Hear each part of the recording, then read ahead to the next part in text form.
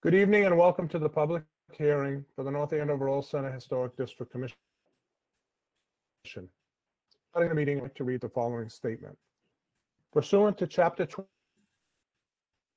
20 of the Acts, this meeting will be conducted via remote means in accordance with the applicable law. The hearing of the Old Center Historic District Commission will be conducted via remote participation.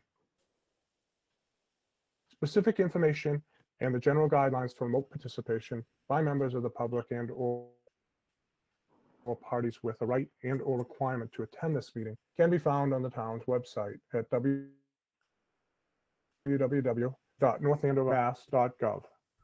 For this meeting, members of the public who wish to watch the meeting live may do so on the television by turning to Comcast Channel 8 or Verizon Channel 26 or online at www.northandovercam.org. No in-person attendance of members of the public will be permitted, but every effort will be made to ensure that the public can adequately access the proceedings in real time via technological means. In the event that we are unable to do so despite best efforts, we will post on the Town of North Andover's website an audio or video recording, transcript, or other comprehensive record of proceedings as soon as possible after the meeting. If the public would like to participate in the public hearings, please email your question or comment prior to or during the meeting to h.aznoyan, A-Z-N-O-I-A-N, at northandovermass.gov. The question or comment will be read during the proceedings and responded to accordingly. Okay, we're going to begin the meeting. I need a motion to call the meeting to order. It's Leslie. It's Leslie. I call the meeting to order. Thank you. Can I get a second? This is Brian. I'll second. Okay, thank you. Meeting's called to order. All in favor? Aye. Okay. Any opposing? No. Second thing on the agenda is old business. Do we have any old business that we want to discuss? I'll go around the room. Kathy, any old business? Nope, not that I can think of. Brian? No. Okay. Roger? No, I'm good, Harry. Thank you. Laurie? Nope, all set. Mike? All set. Leslie? At some point, we'd like to share the information that Kim got about the signs, but not tonight. She's not coming tonight, but we'll do that when she's ready. That's Yes. just to be put on an agenda later on when there's time and room. Agree. Thank you. And Marty, anything in your court?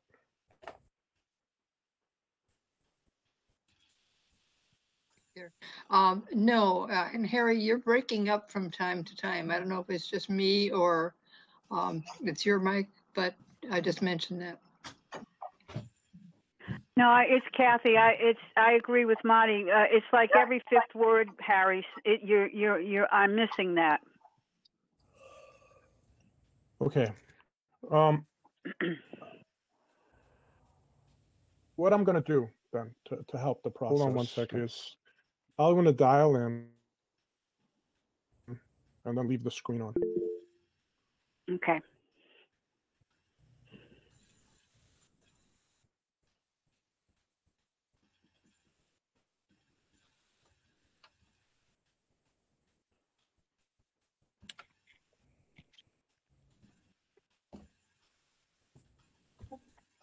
Welcome to Google Meet. Enter the meeting pin followed by the pound key.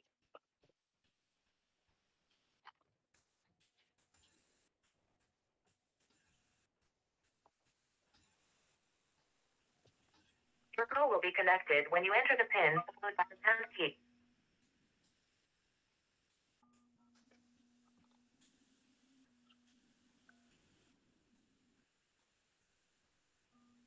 Thank you. You're muted because a lot of people are on this call. Press star 6 to unmute.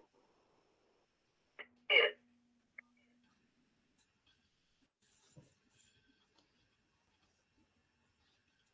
Press star to unmute. Press star to unmute. Press star to unmute.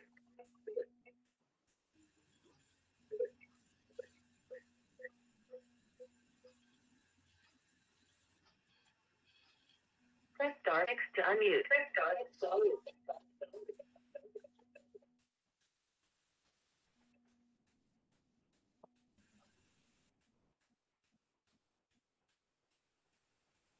Hello?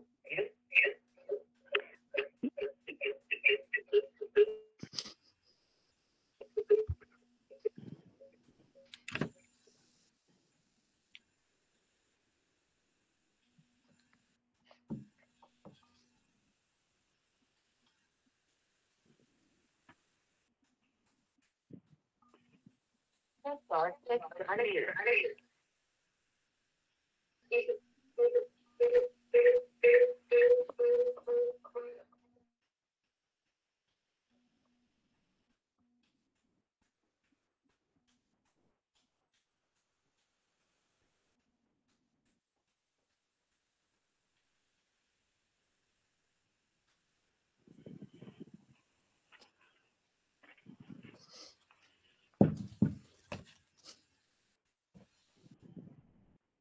Can you hear me? Yes. Yes. All right, Loud how and is that? clear. Am I all clear now? Yep. Okay. Good. Sorry about that. All right, so on the agenda item, we're looking now at the first application, continued from October 6, 2021, an application for a certificate of appropriateness for North Andover Historical Society, 800 Massachusetts Ave, the application for the replacement of the original front door with the ADA compliant door.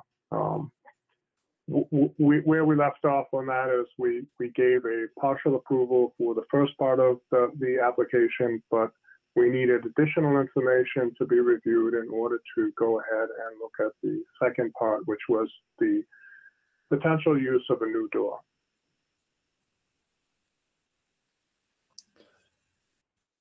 Okay, we do not have the spec for the fiberglass door.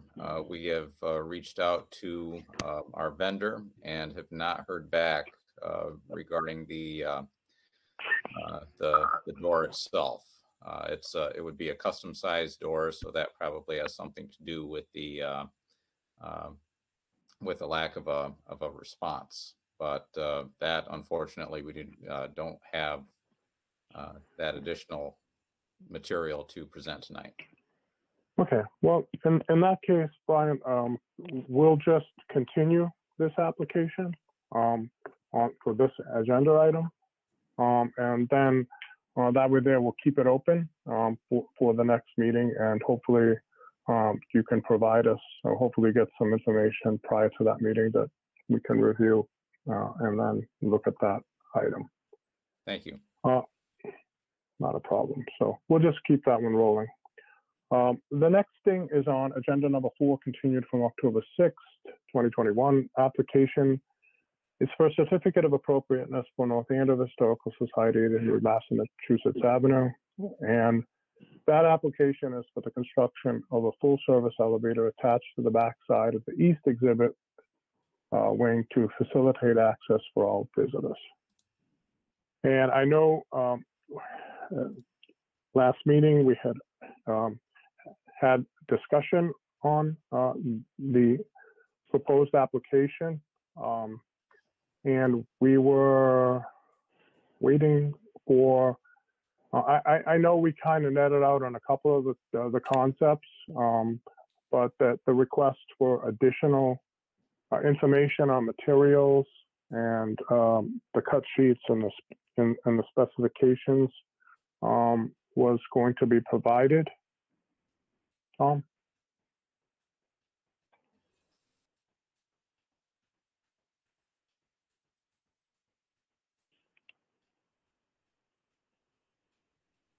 There We go. can't hear you, Tom. Yep. Yeah. Oh, there you are.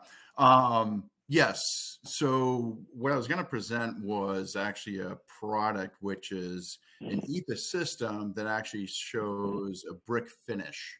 What they do is they use a scratch coat, use a textured finish in varied colors in order to get that range effect that you would see in brick masonry. If I could present that tonight, I'd like to. Yeah, I mean, that's more a rendering, if you will, right? Of different options of the rendering. It's actually, yes. So we had, the question was, should we use brick? Should we use EIFS? Should we use lap siding?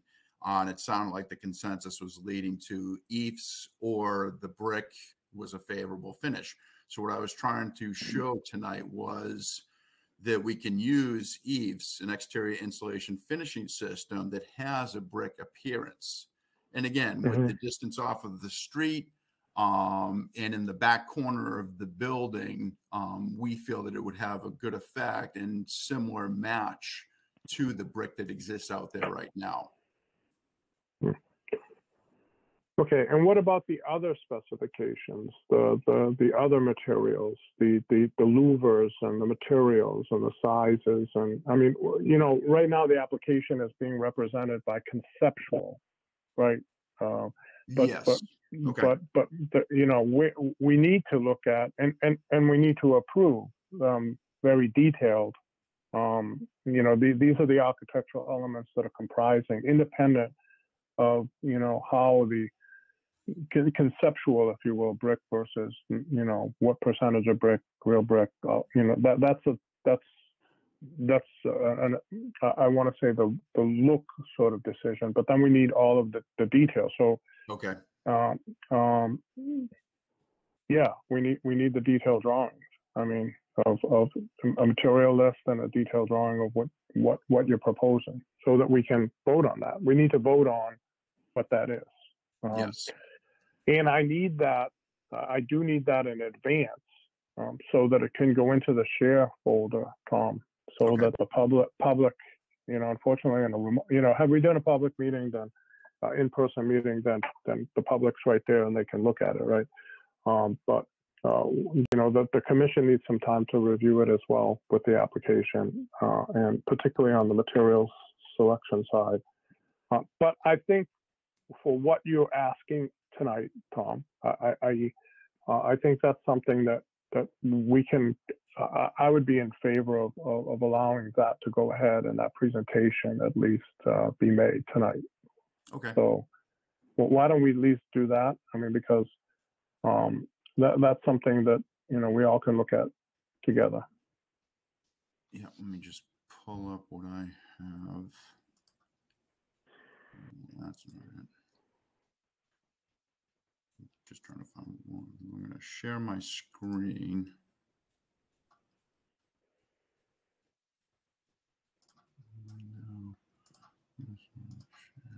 So this is a Drive It. Well, this product is manufactured from Drive It.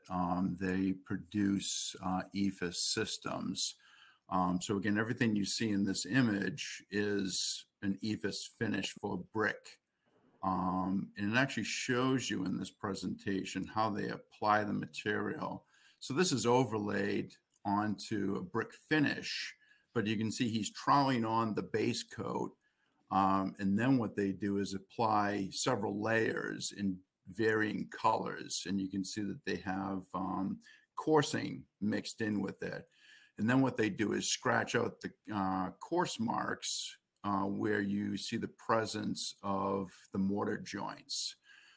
So again, with the finished product, we can blend into the existing finish that we have on the building right now. And they have varying patterns as far as course heights, the width of brick and the length of bricks, and several patterns that can be laid out in the fields. And then you can see the varying textures that can be applied to the brick to get either a rough finish or a smooth finish to the brick. What we have right now is a wire cut finish to the brick.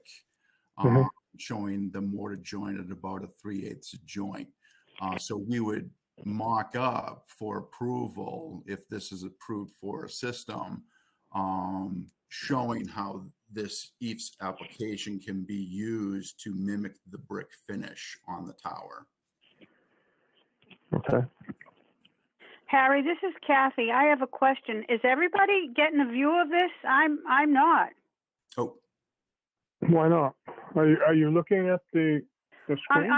I got the agenda thing, and I've got the what we had last week, the the architectural drawings and all that. But as far as what this gentleman is talking about now, I don't have that at all.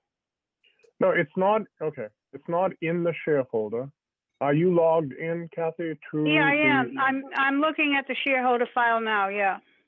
No, not the share file. The actual the meeting, the actual projection of the meeting.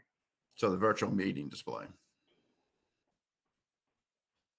Did you call in or did you log in? I called in. Oh, that's I called in. So everybody So- who called in can't see this. Is that right? That's correct.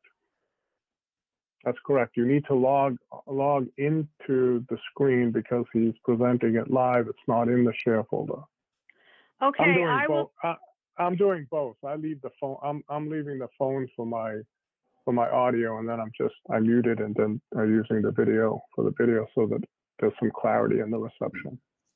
Okay, I will try. The last time I just did the, through the computer, it was awful. There were echoes, constant echoes, and I couldn't understand people. That's why I call in all the time. So, all right, I will try it. All right. Okay. So to Kathy's point, I mean, we will submit all this material. I just wanted to do it because we have not submitted anything to this board, to at least get an initial reaction that this is something we should pursue. Well, that's a great question, Tom. And I thank you for providing some alternative. What would be helpful in my mind? Have you done any projects using this material already? And yes. Are they local that we could go and see what that would look like, and individually go by and take a look? And if not, is it something that the manufacturer could provide, sort of like a sample board of an example of what the finished product might be, that we could take a look at that? So that we affirmative on both of those. We have a project in Amesbury, a multifamily project where the existing mill building, we were matching the brickwork to that. Everything on the new extension of the building is this EIFS system that I'm showing tonight. And I can also get samples from the manufacturer. Okay. So I think those two steps would be very helpful, because, as James knows, when large projects are put together, the samples also allow us the opportunity to see what it actually will look like. Right. Right. I mean, in the digital world, everything can look good. Sure. Right. So, So, so that would be with the other materials that I'm putting together for you with dimensions. I will at least give you a full elevation of the dimensional requirements, what our louver sizes are, materials for the louvers, and then catalog cuts. The corner boards, the whole thing, the whole beat and caboodle. Now, if I drop off samples, what's the best location to drop off physical samples? That's a great question. Because I have shingles, I have brick, I have all the materials that we talked about last time and also this time, that I can drop off at a location for everybody to. Harry, Why don't you just bring them here, Tom, to the Stevens Center. Yep. That makes the most sense. Yeah, I think, Brian, that's a good idea.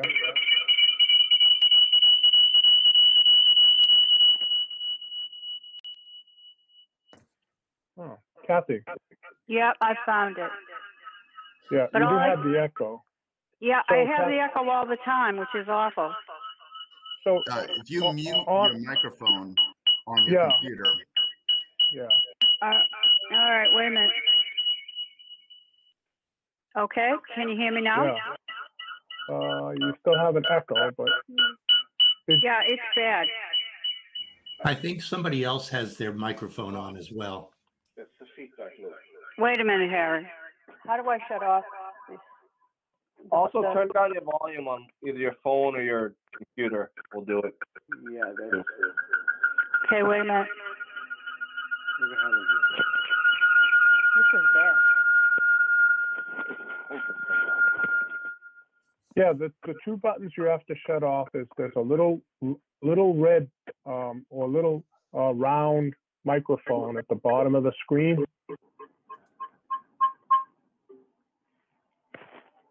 You need to click that off, and you need to shut off on the computer. Okay, wait a minute. Your sound. I need the picture first. I understand. I'm going to. Or turn the volume on your computer down to 0. Wait a minute.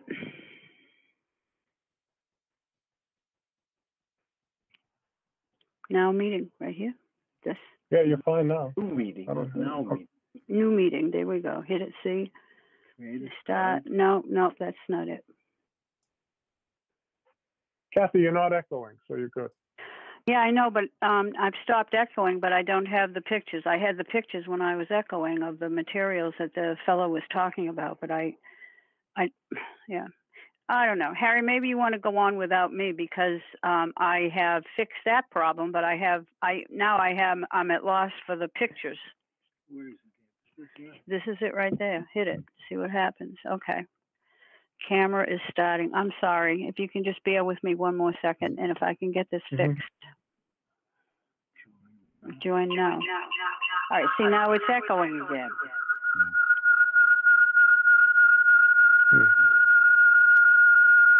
Ooh. Leave the call. This is. All right. I'm gonna. Kathy, turn down the volume on the computer and mute the computer, and that should Mute do the it. computer. All right. How's that? How's that? Perfect. Yeah. Now can you hear me though? Yep. Yes, loud and clear. All right. I'm sorry for all that. I truly am sorry. No, you don't have to be. It's fine. Okay. I guess I'm okay. Okay. All right, Tom. So finish up. Can you provide us with the address in Amesbury yes. that we could go to and drive by and take a look? Yeah, and I think we have the property manager also if we needed to talk to anyone. Okay. Yep. Okay. And so why don't we at least conceptually go around and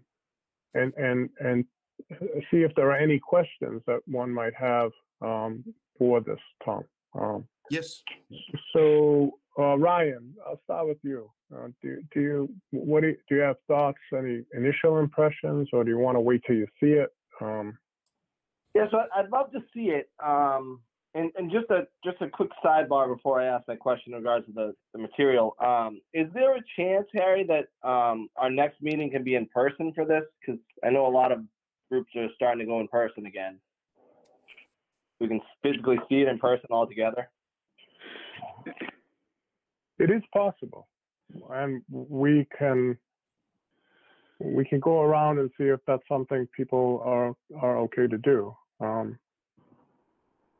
But why don't we? I'll address that right after we do the discussion and questions of this. But yes, that's possible. Okay, great. So my biggest question would be for this is, as we all know, red oxidizes more than any other color or fade, however you want to call it. How would this material react to the sun or whatever, to fading, compared to the real brick that's literally going to be right next to it? So, yeah, when we first put it in, it's going to look great, it's going to match, but 5 years down the line, is this going to be a faded pink? and the brick's going to be the brick, or how's that work? I will check with the manufacturer and get a response on that. I know you asked this question the last time when we talked about using the EIFS as the base material. But yeah, let me check with Drive It and see what their data is as far as the performance of the color. Great, thank you. Yeah, and I would ask them, Tom, I would ask them a little different, being in a regulated industry. It's more the stability of the base material, right, over time, and they should have spec sheets on that they've done testing. Yes. Is there any? So in the Tremco product, is it all natural, or are there polymers in there as well, or is it a composite? It's a silica material, so it's think of mortar, basically like an old stucco finish. So that's basically what it is, a colored silica bits that are in a binder. And I'd have to get the chemicals on the binder piece of that as far as what your scratch coat is and what your finish coats are. But I can put all that together for you. Yeah, that'll be helpful. That'll answer Ryan's question. Yep. Okay. Kathy, I'm going to go to you next. Yeah, I would like to see all the information before I, trying to get on the computer did me in. No, I would. Sure. I'd like to see all the specs and everything, and I think I'd have better questions once I saw the information. Okay. Roger, have you had any experience with this type of product? No, I haven't. And any Harry. question? No, but I am curious.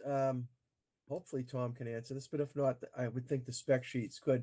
But I'm very curious about the mortar joints, right? I mean, we all know what a real mortar joint is, and just I have a hard time understanding how the joints with this product, butted up against existing brick, how that would look. Mm-hmm. So I don't know if you can weigh in on that, Tom, or maybe, hopefully, the documentation that you'll be providing will, shed some light on that. On the screen right now, these are patterns that are laid onto the base coat material, which is your mortar joint that we'll show through. Sure. So as they apply the color finish coats, there actually is a grid that is removed to give the height and width of brick. So you can see that these are different variations: used wall brick, Eastern brick, California. Yes. They have, I believe, a Flemish bond in these. So depending which bonding we're trying to match, I believe they have grids that are the size of most standard bricks, even historic bricks. I see. But I'm even concerned about the look of the real mortar versus this product. Let me check. Right. Let me just check. Wonder what it looks like. I've never seen this before. So if we went to Consolidated Brick to put a new brick veneer up, they would actually look at the mortar joints and give us a color match on the mortar joint. I believe with Drive It, they do the similar scenario where they go and review the mortar joints to get a color base coat, which is applied over the whole surface. And then the color finishes are applied. And then when the template is removed, the color is the same as what your mortar joints are on the existing building. Okay. I see. Okay. And I guess to Ryan's, with Ryan's question, same thing. I'd be worried, is this going to fade or change color, 15 years down the road, 20 years down the road, something. I am curious, price point. I assume that people go this route because it's a lot cheaper, right? That's correct. Yeah. When you look at the labor costs and then all the material costs of doing a brick veneer, you're probably 3 times the cost, if I remember, the square foot cost on these. You'd be spending, I believe it's about $20 a square foot for the the Drive It installation, as opposed to about $35 to $40 a square foot for a masonry veneer. Yeah, that $40 range sounds about right. Yeah. Yep. Yeah, I can see why it'd be attractive if you were trying to, especially for the tight limited budget. area that we're doing. Yeah, in the back Yeah. of the building. Yep. Okay, thank you. Yep. And I have a follow-up question then, Tom. So what did they adhere the substrate to? So what is this, like, what is the backing substrate, and what is the adhesion there? Is it just like normal mortar? yeah, so on this one, they're overlaying an existing brick just to change the appearance of the building. In the lower corner, you can see they went over a stucco finish to give a brick finish. With the typical installation, new construction, what we would do is add our insulation to the outside of the wall. Then what we apply is a cementitious board, which we can apply our scratch coat to. So they have a mesh that goes over the cementitious board. That is your base coat, which adheres to that mesh. And then the finish coats are applied in this template. And then the template is removed to give the brick appearance. Yep.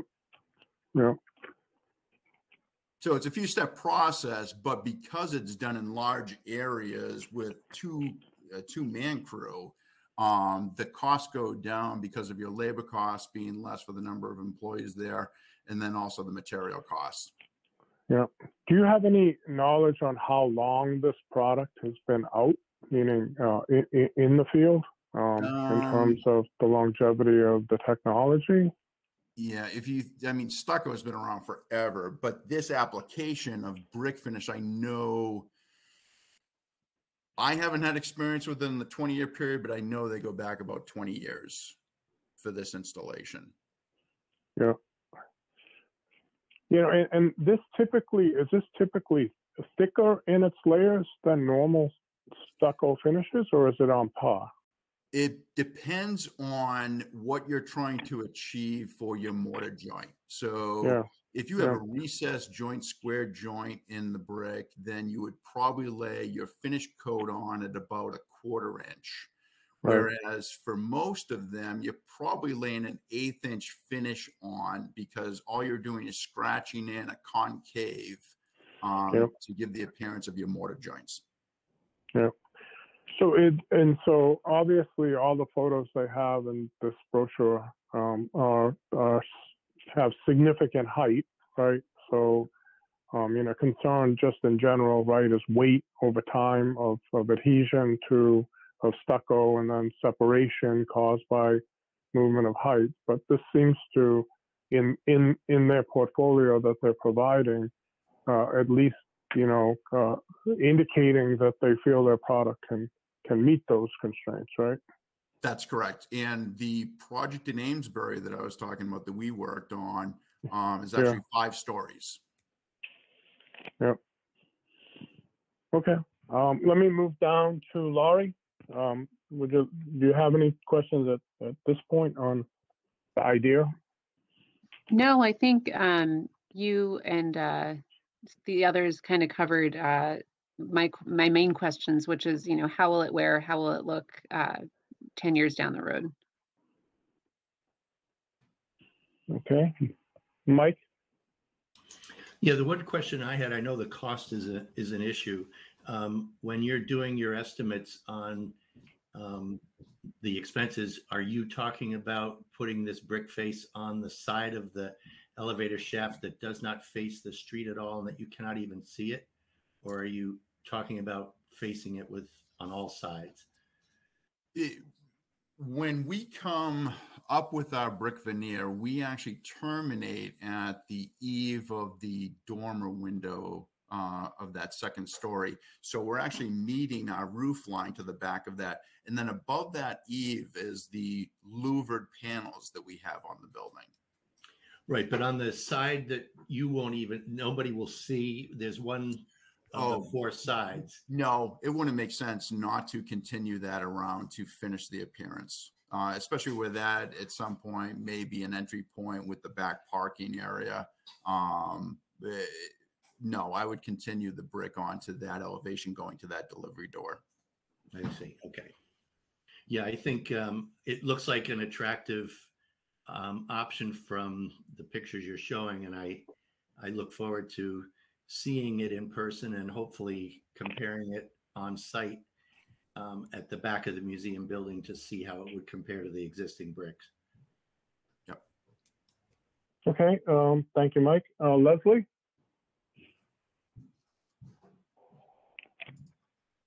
I find it really intriguing. I've never heard of this before, but I would love to see it. And like Mike, I'd like to have a sample that we could compare to the existing brick. And I'd love to see it in place in Amesbury or wherever we have to go. And I'm very willing to do that. But it's definitely intriguing, and the cost factor is big for the Historical Society. That's definitely a consideration. As long as they can come up with something that looks this good, and it will work for, it's got to be a lot more than 5 or 10 years. It has to be there for a very, very long time at this point. So I'm just looking forward to seeing it in person. Okay. Marty? Okay. Yeah, I'm very much in favor of anything that moves this project forward, as you you might have suspected. So the samples will be available at the I keep calling it the museum building, the Stevens Center, and could we get some idea of how soon they'd be available, and when, Brian, when could we come and see them, and how would we contact you to, or you contact us to tell us when we can come in and see them? Yeah, I can, Well, I can send out a notification as soon as they arrive, so that's not an issue. And just make an appointment, and you know, I'll be happy to bring you in. I Okay. will. Yeah. I will make an effort to have everything there for next Wednesday. Okay. Okay, thank you. So Brian, could I ask that when you have all the samples for us to view, could you send that email to Bernadette, and Bernadette will send out an email to the commission informing them of the samples being available for viewing? Yep, I'll do that. Okay. That's easy. Great, thank you very much. Do you, Tom, want to have any further conversation in terms of option 2 to 3 tonight, or do you want to wait until we can at least get our arms around the materials?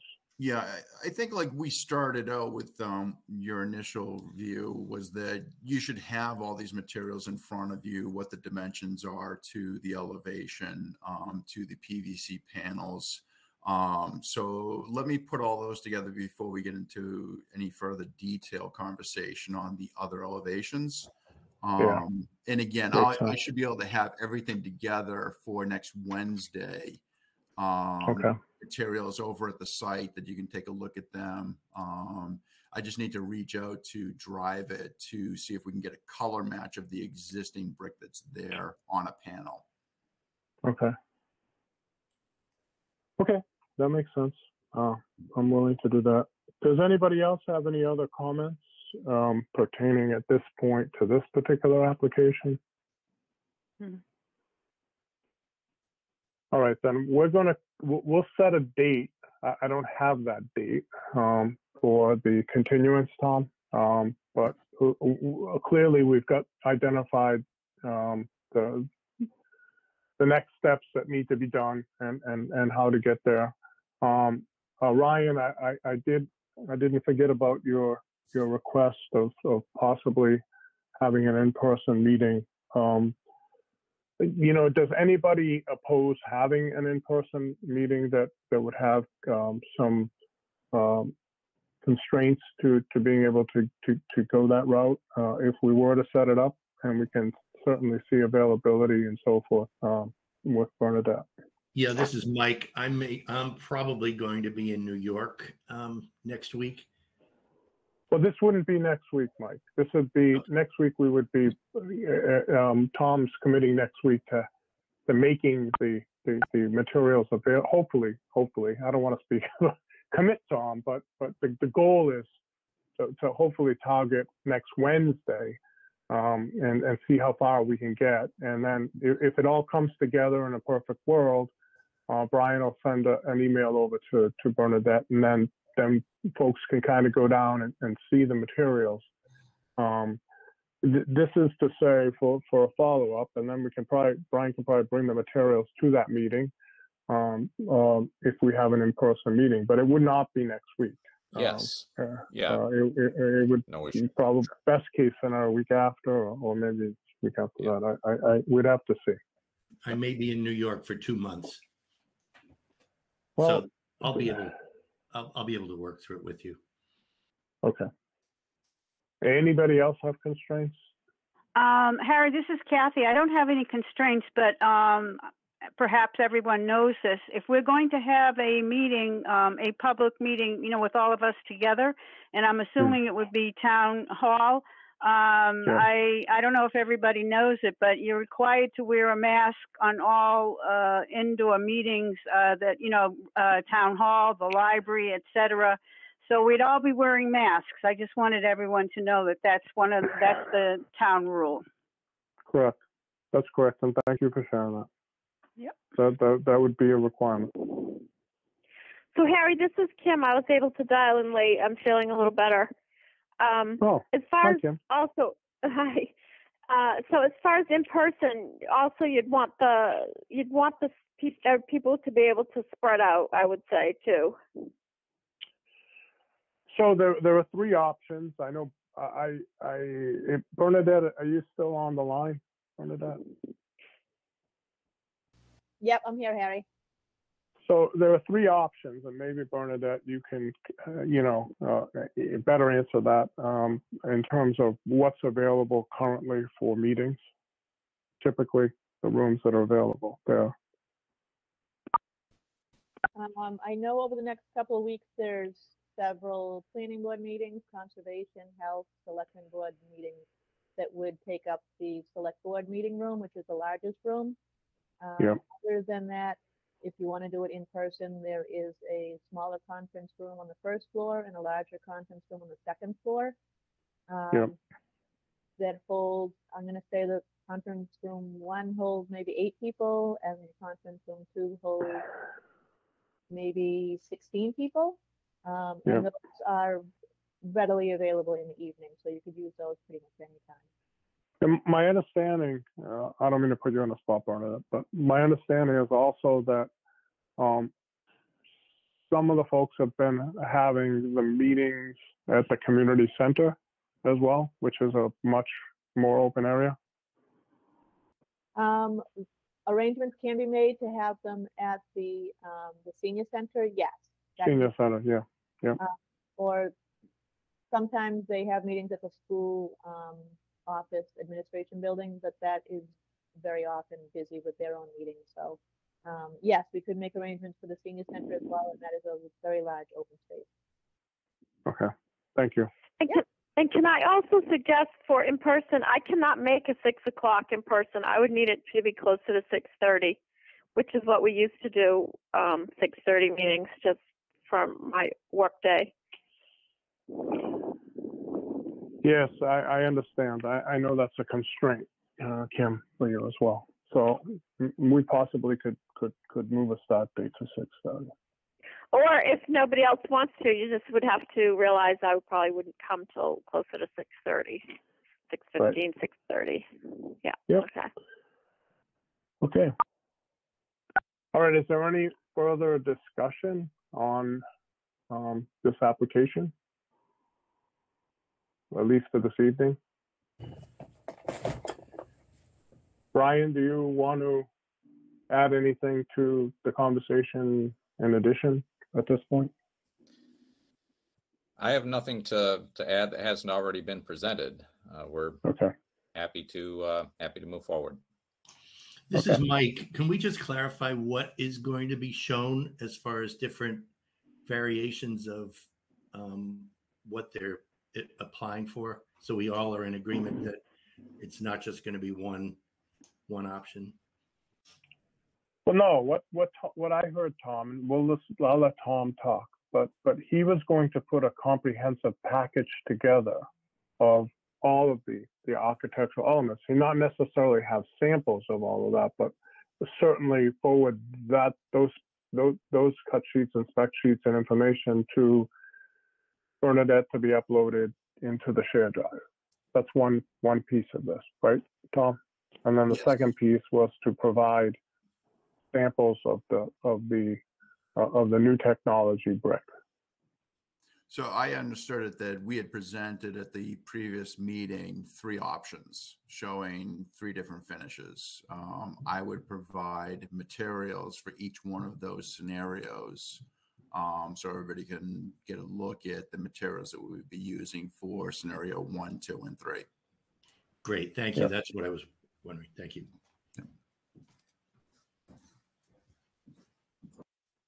Okay. If there's no further discussion, we'll go to the next agenda item.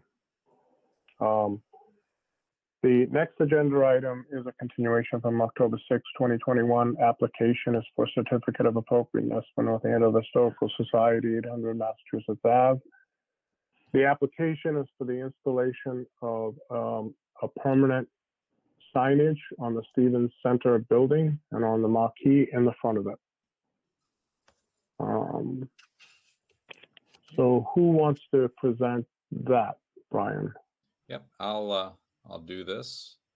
This is more an approval of concept. We do not have permanent signage, obviously, at this point. We talked at the previous meetings about the temporary signage, which is now installed, but we wanted to put this through to the commission to get a to get an understanding out there of what we're looking for long term.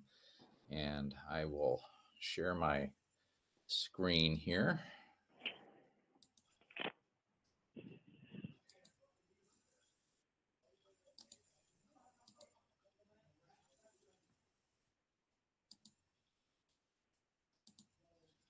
Can you see that? Not yet. Okay. I've hit all the buttons that I think I was supposed to hit to do the screen share. Did you hit the little button with the arrow in the square? Yeah, I did.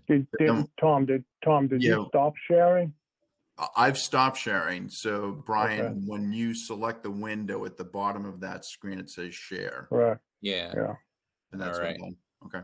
Yeah, it says, so you can't share your screen. You must grant permissions in order to screen share. Yeah, I'm not sharing anymore. Okay, let me try this again. Sharing my entire screen.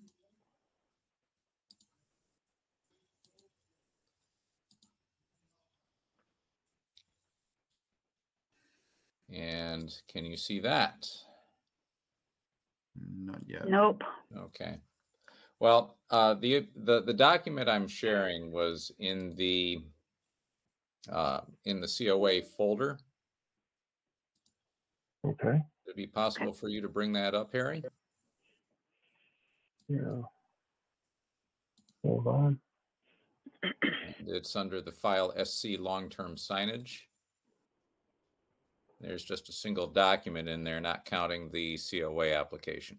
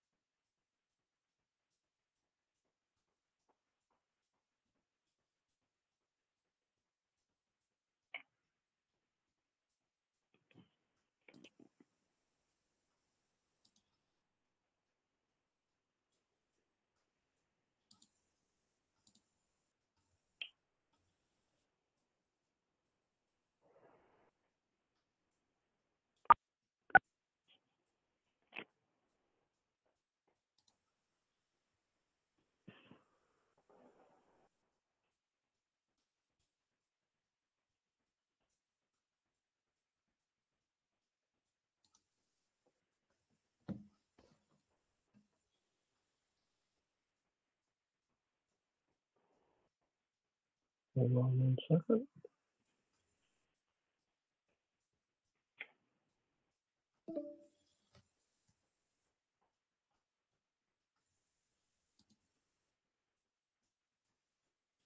I keep getting a message that I must grant permissions in order to use screen share. Yeah. Hold on 1 second. I get the impression I don't have the authority to grant permissions on this call. Yeah, I have the same thing. So Bernadette probably has permissions because she set up the call.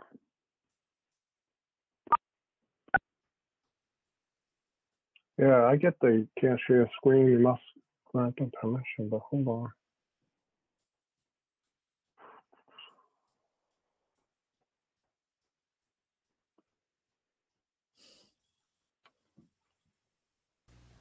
Hi, what is the name of the file that you're looking at? Yeah, it's called SC Long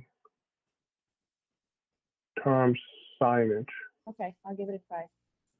Thank you. Yeah, I get the same message. I'm not able to get through.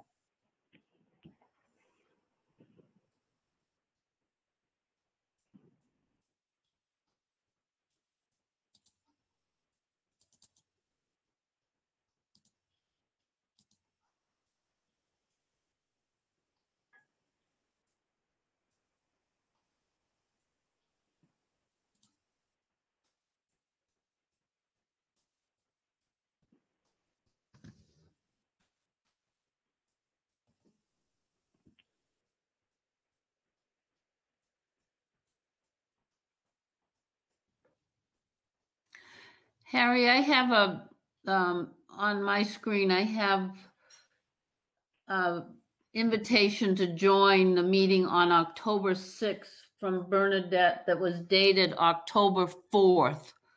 And in there, I can get to the agenda, and then from the agenda, I can get to all those individual things we were talking about for the Historical Society, and I can get to that thing myself, if that helps anybody else. Yeah, and most of the folks should be able to do that through the share folder. Right. I think Brian just was trying to make it easier and have it on the screen to talk to. But if he can't do that, that might be another possibility for people. Yeah, that seems to be the only possibility from my end. So the email is dated October 4th, if people want to look it up.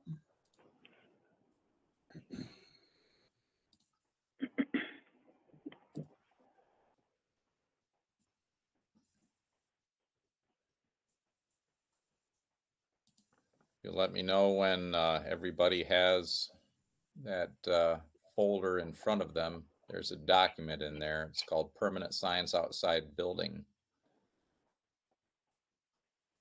And it's a one-page document that James assembled. I do have it. I have it. I have it.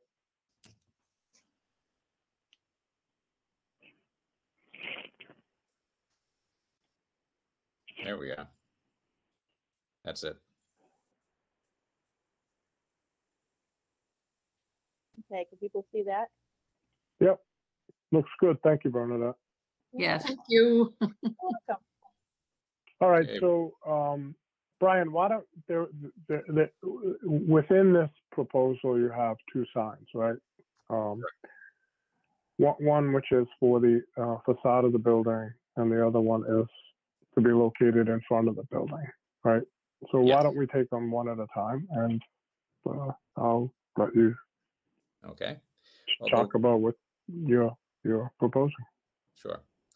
Well, the one on the building is would replace the temporary sign which is currently installed, and would be a very similar installation. We would have a signboard substantially smaller than the temporary banner. We're anticipating 36 inches by 16 feet. made out of a signboard similar again in nature and material to what you would see, say, on the brick store or the Hayscales building, because we do want to match that look in the in the building. And very simply, lettering along the words, and this isn't decided on absolutely yet, but lettering along the words of what you see there, the Historical Society's name, and of course the name of the building. So that's the concept that we have for the building itself. Really nothing different than we've already discussed for the temporary sign. Okay. So I guess I can start a little bit. I guess I'm a little. I have concerns. I have concerns that a large scale signage. I mean, temporary signage used as a banner to do promotional fundraising. I understand that, because that is, hey, we're here. We're trying to raise money. We have a good cause. And you're trying to drive awareness from that perspective. Okay. When it comes to permanent signage, it's permanent. And this is a large scale signage across the facade of the building, right? It's a feature, in my opinion, that it's neither appropriate or compatible nor congruent in design with the surroundings of the common or the district. We do have commercial signage, right? On the brick store and the Hayscales, and that those were places of commercial use since the early days. But when we come to the actual common, right? In my opinion, we'd be introducing more of a commercial level feel in an area that is meant to be, or indicated to be, a preservation of distinctive historical surrounds of 19th century homes. I mean, if we look along Andover Street and Osgood Street, we're talking about the character of that center, of around the common, of 19th century homes. I think that introducing a signage that would be then taking away from that and competing with that is setting a very dangerous precedence for the common. I mean, it's not a small sign. It's not a subtle sign. It's a massive sign. So, I mean, when we look at historically, and I know, Brian, you haven't been here historically, but you're getting up to speed. When we look at the drivers of creating the district, the painstaking efforts that, the North Andover Improvement Society put into it, and there are folks on the commission that know better than I, and some of the history. But we did have commercial at the time. There was a gas station on the common area. So the intent was to alleviate that commercial feel and provide us with the character of what was there. I don't want to see the migration of what's happening, at the brick store and the Hayscales now to start moving up Mass Ave or on the common. That's, I think, my perspective on it. We're facing an overabundance of signage in the district. I mean, we'll put signage to death, and it's not directed at you, but we're getting signage everywhere. And so then where is the character? Where is the congruency of what we're trying to preserve? I'm not in favor of it. I'm not conceptually, independent of the graphics. I think in terms of size and Mass. I mean, I see that clearly across the common, from Osgood Street. I'll be walking around the sidewalk, and now I'm seeing a commercial institution. Harry? Yeah. Can I say something? Yes, you can. So being a little bit embarrassingly in charge of some of the brick store and CRT activities in terms of signs, we've come down pretty hard on trying to control what people even submit to Historic District Commission as far as the permanent signs, because we haven't liked, the directions people wanted to go with multiple colored signs and for the permanent sign. And we've managed to control that, like the knitter's sign, the new knitting place, that sign to me is appropriate, like the A Skills sign, the green one. And then the 3 main black signs on the brick store seem appropriate to me. All the other signs all over all those buildings are garbage to me. They look horrible. Now, being a commercial entity, we have to protect our tenants and let them advertise and whatever. So unless the hammer comes down from Old Center Historic District Commission, we're trying, but we're not going to beat them over backwards over. I've seen the signs, colored signs showing up in the windows, pasted in the windows, and the LEDs and all different stuff. I don't like that. The stuff out on the lawn, but again, we're controlled the signs that people have to apply for as much as we can, even though we didn't have to, because we care as well. Now, a little bit about this sign on the face of the Stevens Center. It's actually, as far as I know, not much larger than the carved in stone North Andover Historical Society sign that's in the front of Memorial Hall. That was, built in 1930. It's still not that old. That building, I don't know if it's quite, what did we say here, Brian? 16 feet long? Yeah. The sign on the Stevens Hall is not 16 feet long, but it's comparable in height and proportionally. Yeah, I don't remember how big the moniker is. It doesn't go the whole width of the hall, right? It's about maybe a third of it, but it's significant in size. And we thought that the black and gold feel would go well with the brick store and the hay scales as a sign for a significant museum and community center in town. We're hoping this isn't going to be a small, we're trying to get a little bit away from the closed nature and feeling of the small local historical society and trying to let people know what this place is and where it is. It's a bit of a give and a take, and maybe some playing with the colors, and the fonts and whatever.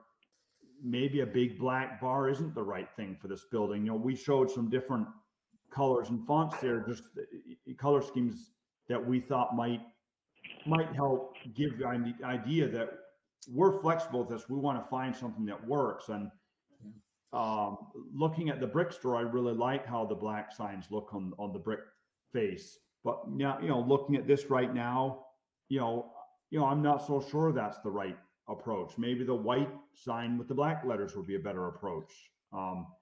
Maybe that's more subdued. There's a lot of white on this building, unlike the brick store that has the yellow that cues with the gold better. Anyway, that's just some thoughts. For this project to be successful, a good set of appropriate signage is going to be important. That it's as simple as that. Yeah. I have something. Temporary. Yeah, I have something to add as well when you're done, I'm James. Done. Harry, I certainly respect your perspective and completely understand the desire to not over commercialize the Old Center district. That said, as you had alluded, there are signs all throughout the district as well on commercial buildings. And while we are a cultural facility and our interest is bringing in the community, we don't produce a hard product. And yes, we have retail, but that's not our primary purpose. At the end of the day, we are a business, and we do have a and we're not, we don't derive operating support from the government. We need to promote and raise all of our funding through private sources. And we need to do the best job that we can to ensure that people are aware of our brand and that we draw people to the Old Center. I don't feel that a building sign, some can be quite distasteful, but I don't think there's any desire on our part to let a loud aesthetic supersede what's appropriate for the Old Center. But I don't see where putting a sign on the building itself, which is a commercial building, we are a business, is negatively impact the character of the Old Center. Well, I don't think it makes it a commercial building. That was what I'm saying is its relationship, this structure now. So, predating you, Brian, with all due respect, when this project, the first application went through, it was the intent to minimize visual impact, to minimize, the presence of this building. It wasn't to make it, the #2 building, in the district. It wasn't to say North Parish, then, Stevens Center. That was not the message we received. And so now all of a sudden there's a shift that says, it is. And well, okay, so now we're doing expansions, we're doing towers, we're doing things. I understand it. I understand why. But it's not going to be, in my opinion, and we have to hear the rest of the discussion, but I feel that it has impact on the rest of the center or the district around the common. When I'm looking at an 18th century house along, how it was structured, around the 19th century homes and what that sort of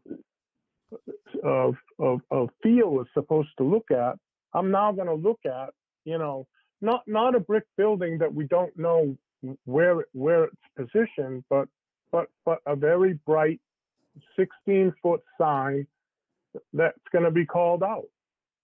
My eye is not going to, that 19th century home on Andover Street. My eye is going to your center. And I know that's what you want to do. I'm saying, though, I'm not sure that is congruent, meaning if you look at it in relationship to what we're trying to have around the common, whether that's appropriate. I don't fundamentally feel that's appropriate. Can I interject with a question here? Yeah. Is it? But mine's one opinion. So go ahead. Yeah. Is it the size of the sign that you take particular issue with, or is it just the concept of any sign on the building at all?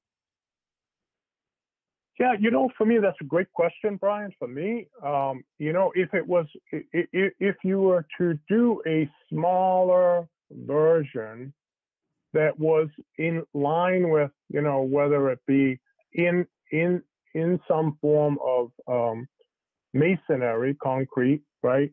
Similar to the Stevens Library, right, which is on the facade. It just says Stevens Library, right?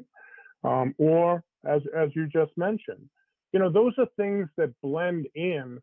That it would be in terms of mass and scale, and it would be blending in with the rest of the building. This is not blending in. And whether you go white with black or yellow with black, this is not blending in. This is at the forefront. And I think, that's where I'm getting, that's where I have issue with what this is trying to achieve. But Harry, can I say something? Yeah. Yeah, so I was going to say, I do agree with you in general. Also, I think I heard the comment that it was helping with the branding, and I would think that a mailing would be the best way to brand and inform the public, and it would be just as easy to mail to a resident listing, resident blanket mailing, to position and message what you want and promote it. And that would be something that would be completely unobtrusive and is very commonly done, to be honest. So I do think there are other ways to brand and message without the signage. And Okay, I do agree with Harry. All right. So you're suggesting that that sending out mailings would be as effective as a permanent sign on the building, or? Well, you mentioned wanting to market your brand or to make people aware of your brand, and you'd need more than a sign. I mean, you'd want to message what it is that you're trying to communicate, and I do think direct mailing is something that would actually inform the public of what's new that they should be aware of, to be honest. Well, we do have a program of messaging and public relations, and direct mailing is one element of that. However, I fail to see the direct connection between, I mean, it's an apples and oranges comparison in my view. A direct mailing does not take the place of appropriate signage. They should work together, and one does not necessarily trump the other. If a more appropriate precedent is presented, is this commission adamantly opposed to any type of signage on the building, or is there leeway here? Brian, before you go there, we haven't got there yet. A good thought. I'm not trying to shut it down, but I'm just trying to say we haven't really had everyone's opinion or discussion yet. So we should have that right now. Let me go around and let's see what people feel, and then hold that thought, and then we can circle back with that.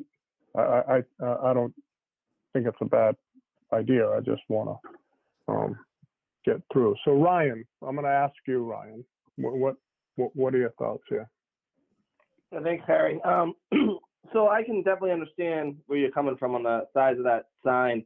The one thing they haven't touched base on, which I'd love to kind of hear more about, is the second part of that one sheet where they have the standalone sign that's on the Mass Ave part of the property. Yeah. That I think is going to be a much bigger exposure than the sign on the building. So can we hear maybe about that real quick? Well, yeah, we haven't gotten to that one. That was the there's the current sign marquee, which is parallel to Mass Ave, and that's where we have our new temporary logoed sign installed. And what we are proposing for that is the replacement of the existing marquee with one which will be visible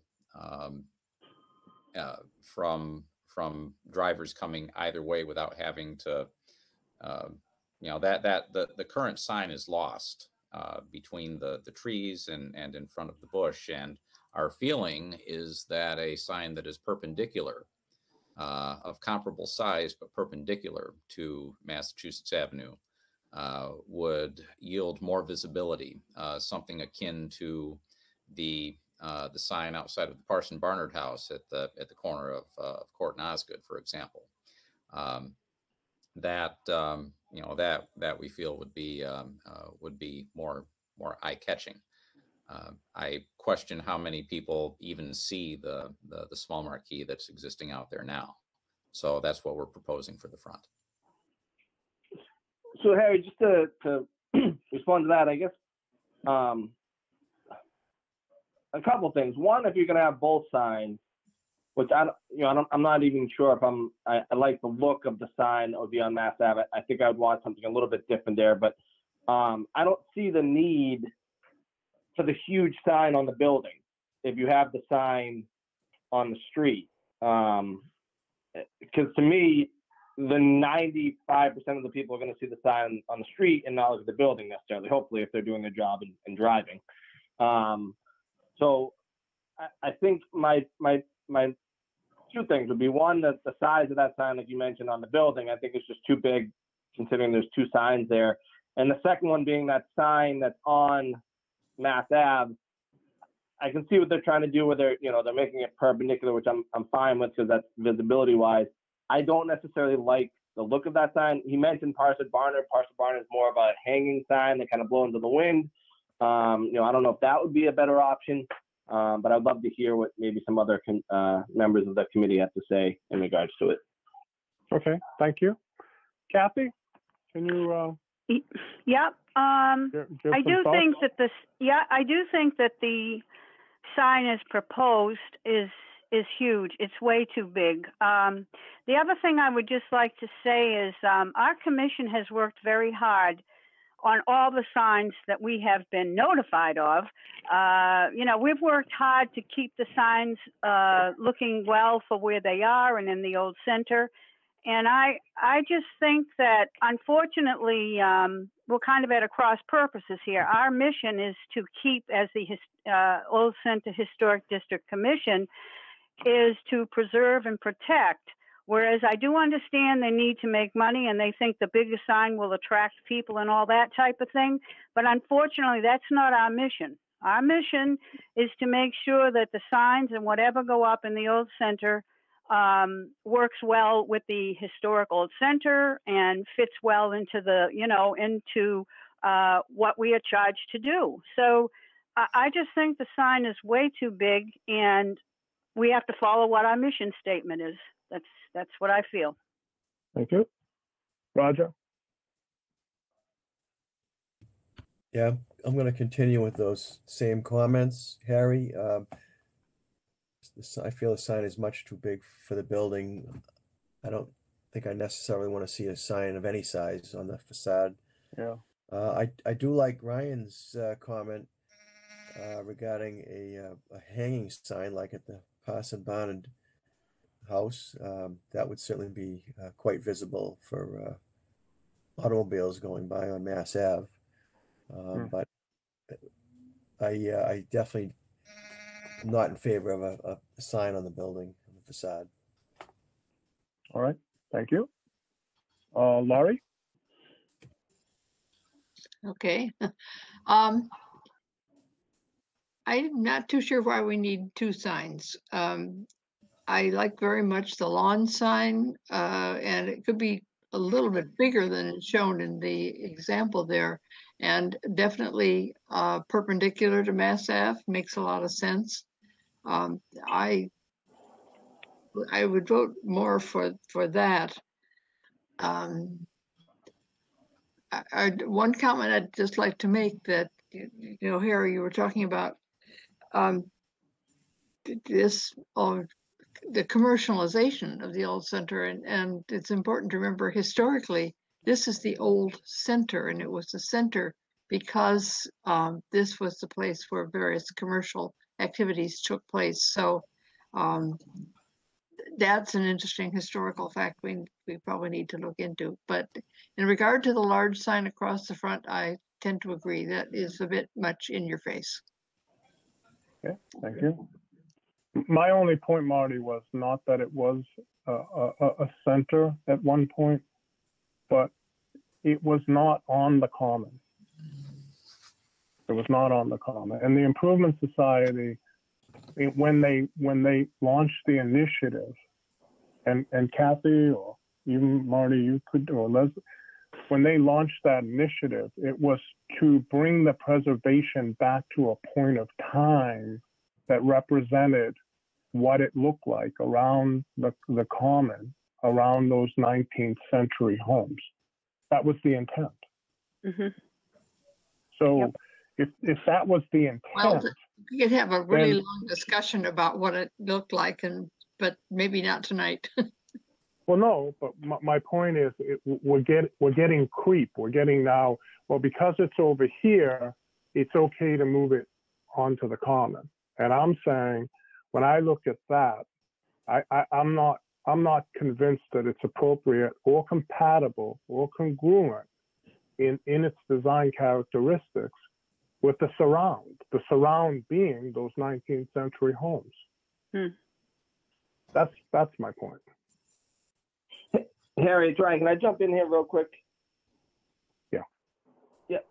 So I just went real quick on the on Google Street View, and they actually already have a hanging North Andover Historical Society sign. So I guess my question would be, why couldn't they just take that sign and move it down the street?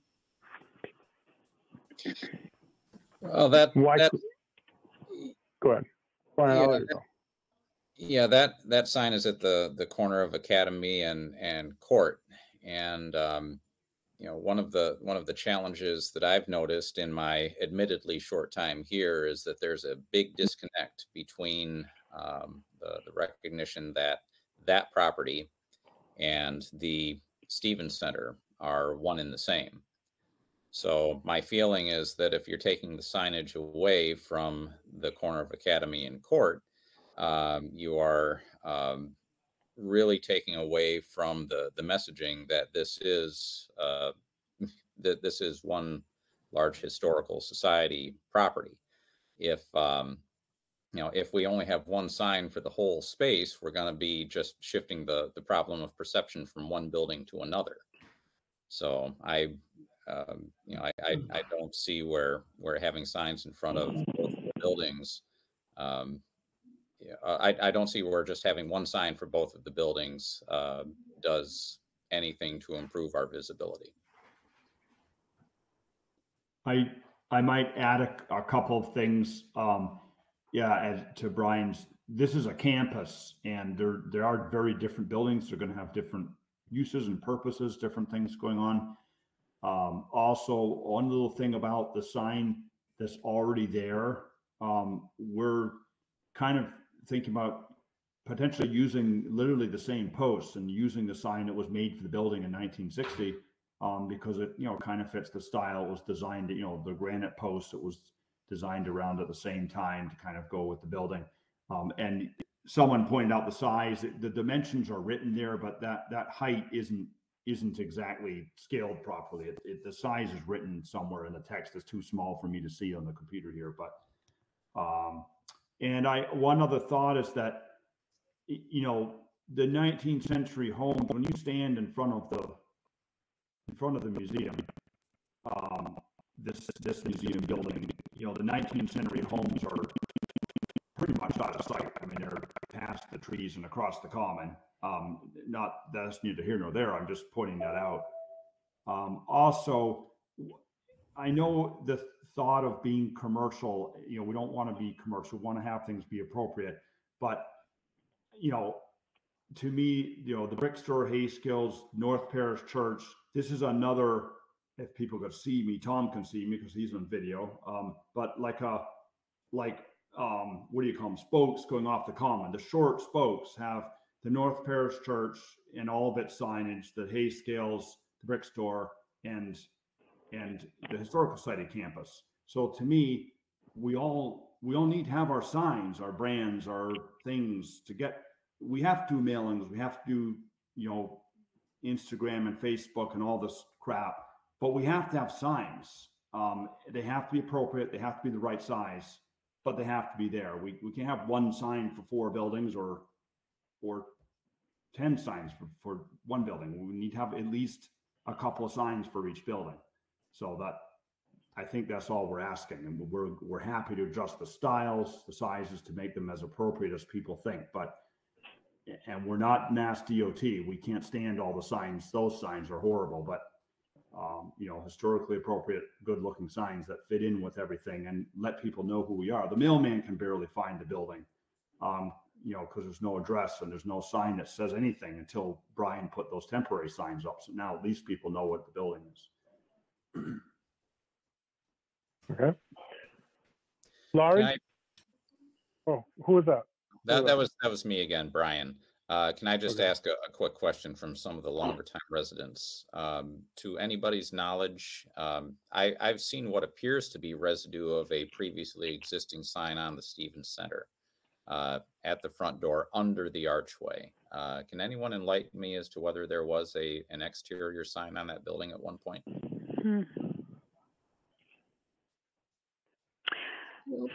That may have been the print museum.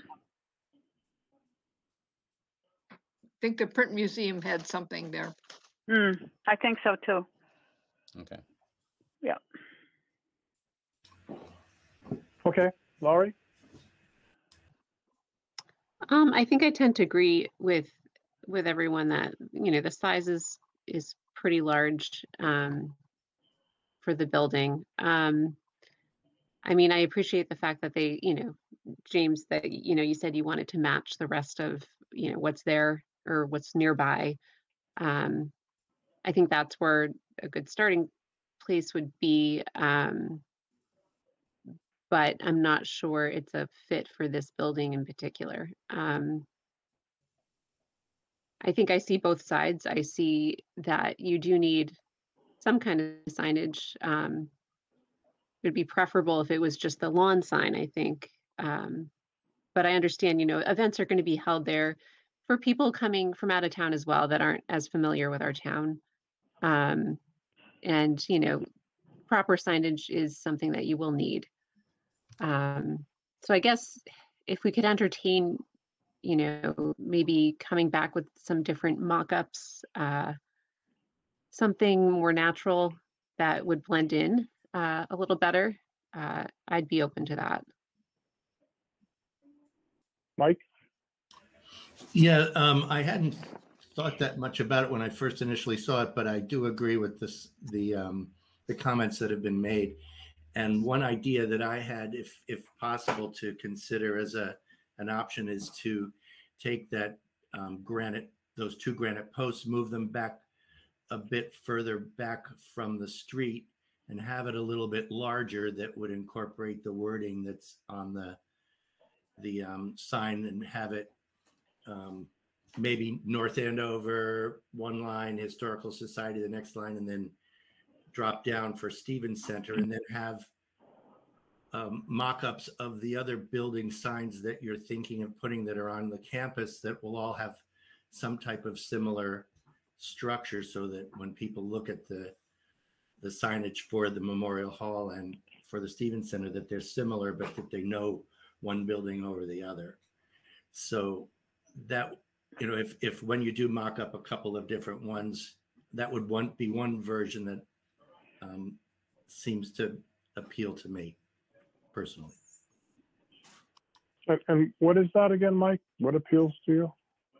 If I was thinking, if we're going to have one sign and you want one by the street on the on the grass side of the circular driveway, have the sign not so close to the street, but back a little bit further, but make it larger so that it says, in large enough print, North Andover Historic Society, Stevens Center, between the two granite columns, and call it a day for that building. So the sign would not be on the building itself.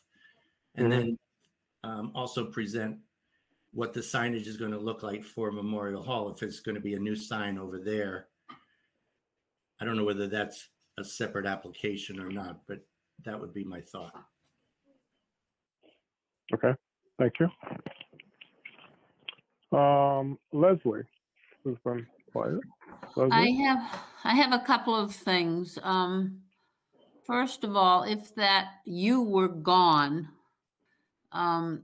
there's no real reason for that, and it's right in front of the actual entrance door, and a sign were put perpendicular to the building. You're talking 3 by 8 feet, which is half the size of the large sign on the building. I think that might be the most visible thing you could do. I'll be contrary and say I don't mind the big sign on the building itself, in that the building is so long that I think you need something corresponds to that length. But I think in listening to everybody else that one sign that does the job well might be all you need, but you definitely need a sign. You have to call attention to the building. Mass Ave is the commercial part of the old center. We go from the church to the Historical Society to the Rogers Center now, and the Stevens Center, I'm sorry. And I think that we just know that that's the commercial corner. There is no hiding the fact that this is a commercial building and that it has never been meant to be part to echo the houses that are on the other two streets. It just has always been its own statement. So I guess I disagree with Harry a bit in that way.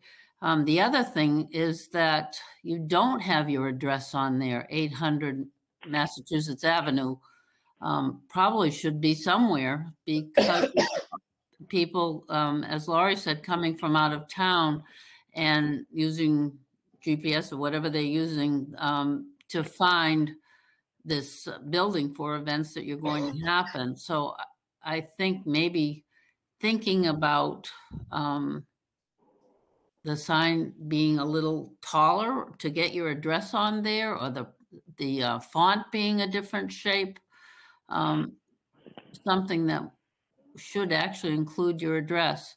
Another piece that Mike brought up, which I really appreciated, was having all the signs for the properties in keeping with each other, so that there is an identification to from one property to the next, that they do belong together.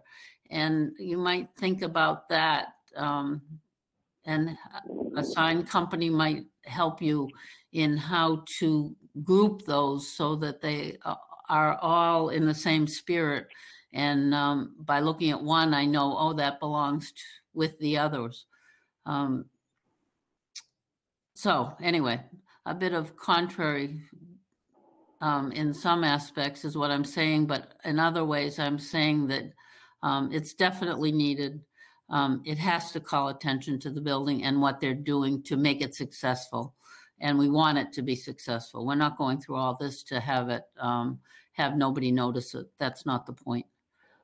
So my 2 cents. Okay, Harry, this is Kathy. Could I just say one more thing?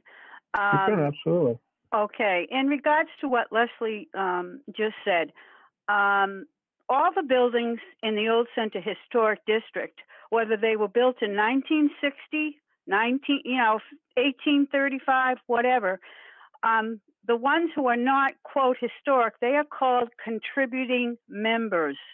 And what that means is, hope I can express myself correctly here, they're contributing members. It means they too have a stamp, some type of a stamp, because they are in the Old Center Historic District.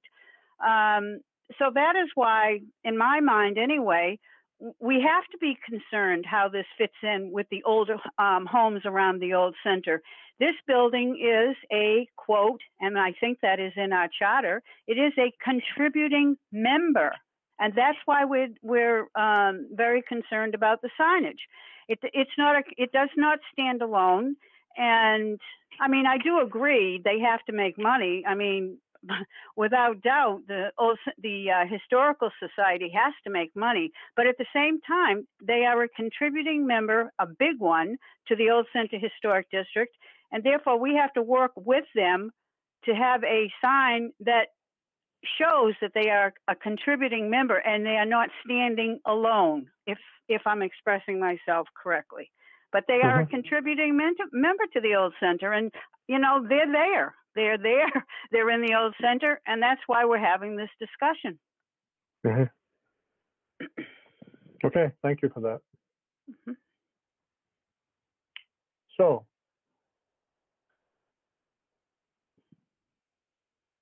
you've heard now, Brian, you've heard the discussion, at least on the conception or the conceptual level of the proposal. Harry, can I just ask another question? Kim? Yes, you may, Kim. So on the Mass Ave sign, is that the one in the picture that's right near the sidewalk? Is that what everyone's referring to as the Mass Ave sign? Correct. So I did, so Mike's suggestion that it be pulled back on the granite stones, that was for that sign, correct? Closer to the building? Yes. Yeah. Correct. Okay. Yeah, I mean, I thought that made sense, and that would actually, in my mind, allow for possibly a bigger sign than what's right there at street level. So I just want to clarify. Thanks. Well, yeah, I mean, clearly street level, if I'm looking at the totality of the common and then its relationship to, the other structures and how they are related to each other, it doesn't have, although it still gives the message to people who are driving by, who are at the building, and so forth and so on, it doesn't broadcast it across the entire common. And so it's not bringing that level to it. It's a more subtle level. I don't mind saying what it is. I mean, that is what it is. It's more subtle. And I think that's my concern about size and scale on the facade. I mean, when you look at it, I mean, we don't have that size and scale on anything in terms of signage in the district. And I don't fundamentally believe it's compatible, congruent. I don't. Do I think that, it would be a nice feature for the building? Yeah, if it wasn't in a historic district setting, I would probably agree with that. But it is in a historic district setting. It is. And I think we have to take a very careful review of this in terms of what can and can't go on buildings. That's what I think. I mean, if your proposal was more, in my mind, translucent, if you will, when you look at the Stevens Library and they engrave in, in a concrete sort of place setting, if you will, insert, it has a message, but it's very subtle. You have to look for it. It's there, but, it disappears. As Leslie says, when we look at some of these, if it disappears in when and blends into the background, that's a different proposal. This is not that. And I struggle with that, and I'm not sure that I'm supportive of it. So, if I may, are you suggesting that we come back with a different proposal that that obviously addresses your concerns, which I'm fine to do. However, I am not convinced that having no signage at all on the building is the only route that that can be made appropriate and attractive. So, well, then from that perspective, Brian, I think I wouldn't want to close the door. Okay. I mean, where I am today and where you've heard other commission members, you've heard the discussion, there is concern about putting any signage on the facade. There seems to be more energy around, putting something, on the ground level, or on the street level. But if you have alternative things that you feel can meet some of the criteria, I wouldn't shut it down. I mean, then I would say, bring them forward. Thank you. Was the did anybody remember, was the printing museum signage on the building kind of in gold lettering, or am I not remembering correctly? No. If you the little sign to the left of the proposed sign on the street level, that little sort of perpendicular to the building or horizontal to or parallel to the street, the one to the left, that was what the print museum, they had a sign on there that the North Andover Historical Society now has, a sort of temporary sign on top of that. So there was nothing ever on the building? No, there was No, nothing ever no. on the facade of the building. Oh, my No. mistake. I thought somebody remembered there was one on the building. No, Okay. somebody remembered there was something above the door inside the arches. Yeah, Inside the okay. arches, Yes, correct. That's true. but not on the Okay. exterior But not on the facade. front of the facade of the building, no. Not So across the front. what's wrong with that location, the archway in under where the original one was? Is that not something that this group would, that this proponents would consider, similar to what the printing museum did inside the archway? What do you mean under the archway? You wouldn't be able to see something that was inside Well, the porch. if there were- That's what you mean. Yeah, well, if there was a wayfinding sign next to the front door under the archway, that's something that I think has great value, and that's what I was asking earlier. I thought that on the front of the building there was what appeared to be residue from a sign that had been installed there, be it just some wear to indicate that a space on the bricks had been covered for some time, which would mean to me that there was a sign or something there for a while. There was. I and think it's. Yeah, I remember there was a square sign to the left of the door. Yep. Between the door and the window, and it probably had some detail of what was in the printing museum. Yeah. But I think that might be an idea if there were one big sign out front, and then on that wall you could always put cafe, theater, exhibit hall, something like that, so that when they get to the door, they know what's in the building. Yeah, that's the type of wayfinding that I think is vital, which is separate from the advertising of the building itself, which has occupied most of this discussion. But I think we need we need to have appropriate signs there, not only for advertising and promotion, but also as you described there, Michael, for wayfinding once people come up to our front door. Everyone, this is Lori. I just wanted to let you know that I sent an email actually with the old printing museum, a picture of it, and the signage as it was then. It's actually pulled from the North Andover Historical Society's website. So just for a reference, I can't tell if it was maybe a brass plate, a weathered brass plate on the stone lawn sign, or if it was just a green painted sign, but it is a little more subtle than what the proposed options are.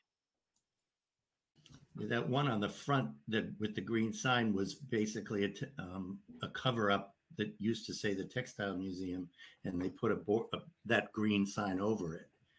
Right, that's correct. And can I ask Mike to restate his proposal on the lawn sign, where he mentioned moving the granite back near the building? Mike, could you explain that again? Because it sounded like a good suggestion. It'd be worth restating. Sure. Yeah, I thought looking at the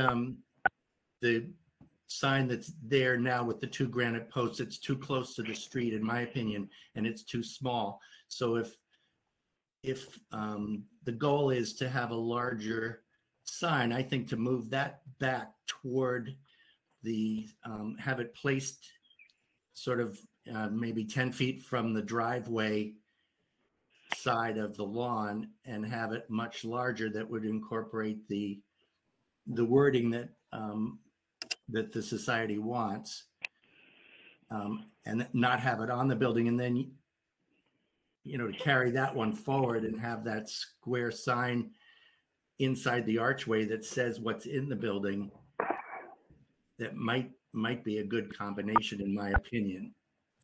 Mike, do you mean parallel to the building or perpendicular to the building? Parallel to the building. So having it farther back, you right. don't need it perpendicular. Get rid of the shrub and do it that way. That's a great idea. Correct. But it would also, you're also proposing that moving the granite back and putting it parallel so it's less obtrusive on the street historical level. You could also, it wouldn't look so bad if it was bigger than the one that's there now, correct? That's how I heard you say it. Yeah, I think it needs to be bigger. Yeah. Okay. Yeah. Yeah, I like that idea, and I like it, the idea that it would be bigger and more legible. Yeah, it is an interesting idea. I mean, I would agree too. And I really think they need to say theater, cafe, and exhibit hall, something or other inside that tells people what's in the building that's new. I have one other little thing. It's Leslie. I'm wondering if it should say Stevens Center above North Andover Historical Society. It's Stevens Center is identifying the building. Historical Society is doing the brand. And I'm just wondering if it might do better with the Stevens Center over. Yeah. Well, that if I may, I think is something that we'll need to discuss sure. as a part of our general signage plan and how we want to present the Stevens Center as a part of the society or present the society as a sponsoring entity, for lack of a better term, of the Stevens Center. Sure. So that's a conversation that we'll certainly be having. Great. And I think there's so many. I'm sorry. This is Mike. I would just say, not to confuse all of the different Stevens buildings in town. Making sure that it is distinct enough. But that's your decision. That's not ours. Yeah. So Brian, I certainly would, if the society is open to exploring that, what Mike recommended, that certainly seems to have some energy. It's up to you. And if you want to provide some additional options, that's also something we can do, and we can continue to review this application when we meet again. Sure. I mean, our purpose in this discussion tonight was, proof of concept and to get feedback necessary for us to develop a permanent signage plan for the society. So I appreciate everybody's input. You've given us a lot to consider, and we'll certainly be coming back with a suggestion or suggestions at a future time. Okay. Well, when you say that, though, I'm just trying to get more of a sort of a procedural read here. Do you want us to keep the application continued on the next meeting, or do you want to put it on hold? No, we want to move this along. So this. We'll continue then I'll continue to leave it on the agenda. Yes. And if there's no additional updates, then we'll just keep moving it forward. Thank you. Okay. I just wanted to understand procedurally when you said that. I didn't clearly understand how to put it onto the agenda. Okay. So that's all we have for today for applications. We'll have to get back to you with the date, Brian, as to when the continued meeting will be. It certainly won't be next week, and I think it'll be too tight for the week after. People are going to have to kind of see all the samples and everything. But Bernadette will take a look at the master schedule, and we need to see what folks' schedules are in terms of their ability to attend, and then we'll schedule the next continuance from there. Okay. So I want to thank the society and Tom and James, and if there are no more questions on that, I want to go to the next agenda item. And you guys can sign off if you'd like, Tom and James and Brian. We'll just move to the agenda item number 6. Thank you. Have a good night. Thank you again. Good night. Thank you. Bye-bye. Thank you. Thank So agenda number 6 is new business. I'll start new business before I go around. First, I just want to say I know that more than several of the commission members have been doing a lot of work on the signage in general, you know, in terms of the historic district and so forth. And I know we're anxious to look at that. And I think we should put it formally on the agenda for a meeting, along with. I think as we go forward, we need to look at signage in general. We do have some additional applications coming in beyond the society for more signage in the district, which, you know, we can't really get into that application at this time, but we have more coming in. And I think we have to kind of, and it was kicked around a little bit tonight about, you know, having some guidelines in terms of, you know, what do we want it to look like when it's all done? And because otherwise we're going to get a lot of different things in a lot of different parts of the district. And so, I think the timing is good. I think, you know, there's been a lot of energy by a lot of commission members to help with some of that and looking at how other districts are structured and how they address signage and so forth. And I think we should have that conversation as a group. So I'm going to try to get that on an agenda item for us to be able to have a discussion on that. I also want to mention on the business, we have got a significant amount of pending applications right now that are coming through. I will say this, that several of those applications are what I would consider to be high impact applications, meaning those are applications that are going to have a lasting impact on the district. In other words, you change it, if those applications are processed, then it has the potential to be permanent in terms of its impact on the district, as opposed to something that's a change, somebody does something, but it is always reversible. You know, I mean, if I put a brand new door on my house, you know, you can always, you know, take that new door and put an old door back. You know what I mean? So those are replaceable. But you know, if I knock down the L in the back of my house, well, that's gone. So it's the reason I bring it up is I want to encourage people, particularly in the next several applications that are going to come through, for us to take a hard look at. They're going to be very important decisions that we have to make. So now I'll open it up for new business for other folks. Harry, it's Ryan. Just to kind of go with what you were talking about, the signs in the district. I'd be willing if one or two others are willing to do it with me, maybe do like a subcommittee or something that we take a walk around the district and kind of pinpoint all the signs that are illegal or you know, not within our bylaws, to maybe put that as an agenda item down the line that we can talk about. Because you know, there was brought up during the discussion tonight in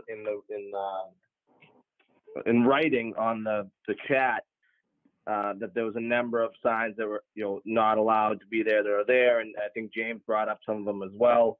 And I think to have more power in the future to say, hey, yeah, we've cracked down on those. I think it's important that we maybe tackle that. So I'd be willing to do that with a couple other people if you're okay with it. It's up to you. Mm-hmm. I'm okay with it. And, you know, you can bring your findings to a general meeting where we'll have an open discussion. But procedurally, Ryan, just because I have explored this topic, if you will, compliance, if you will, with town council. And what we as a commission would need to do is to put any potential non-compliances that we may find onto the agenda. And we would inform the property owner of any of those questions that we may have, right? And put it on the agenda. And they would be informed through receiving notice that item is on the agenda for discussion.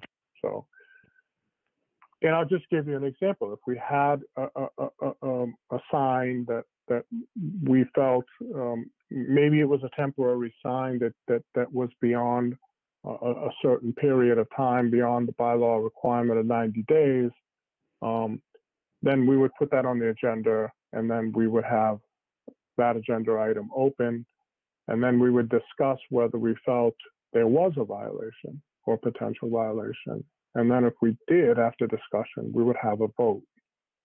And if we had a vote, and that vote demonstrated that the commission felt that in fact that was a violation, then we, meaning I would send a letter over to the building department, who per our bylaws would be the individual that would then notify the applicant of non-compliance. And in that vote, we also have the power per the bylaws to set fines if we choose to. We don't have to, but we have the option to. And it spells out what those fines per day could be up to. But procedurally, that's how, I just want, procedurally, that would be how we would approach those types of concerns, which I'm not opposed to. Mm-hmm. Okay, yeah, I mean, I'm willing to do that. I know we have a ton of stuff coming up on the agenda, and these meetings are starting to get long. But at the same time, I would love to work on starting enforcing these so that it doesn't become a bigger issue, I guess. Mm-hmm. Mm-hmm. Yeah, I appreciate that. So, Harry, I assume you also mean to put on the agenda is the historic district signage that Leslie and I have been working on, and pulling. I can offer to pull together what I have and what she has for and present it at a meeting. And I'm assuming that's the other district signage you're talking about, is it? Yes, it is. Yes. And so can I suggest, I would like us to create a cadence of meetings so that they seem to be very frequent, and I would like to see any of the applicants who bring stuff before us know what the cadence is, whether it's monthly, and we try and fit them in on the cadence, and then the continuances become, an on needed basis. But we seem to be doing, I think, a lot every other week, and that's too much of a cadence for me. Well, I would like us to see, a cadence where applicants or petitioners actually know that is a monthly meeting, and they would get a spot on the agenda for the meeting that's closest to their needs. Well, that would work, except for the amount of applications we currently have. So we would have to go to a minimum of 2 meetings per month in order to accommodate, per the bylaws and the timing of those applications, where we're required to process those applications within certain amount of time. So we have to get them on the docket when they're complete and when they're submitted. So all I'm saying to you is if we took that approach, we would, based on the volume of applications, have to probably have 2 meetings a month, and then the continuations would be independent of that. And so we are having 2 meetings a month mostly, to be honest. So that's what I'm saying. I mean, it just becomes a formality of a specific date.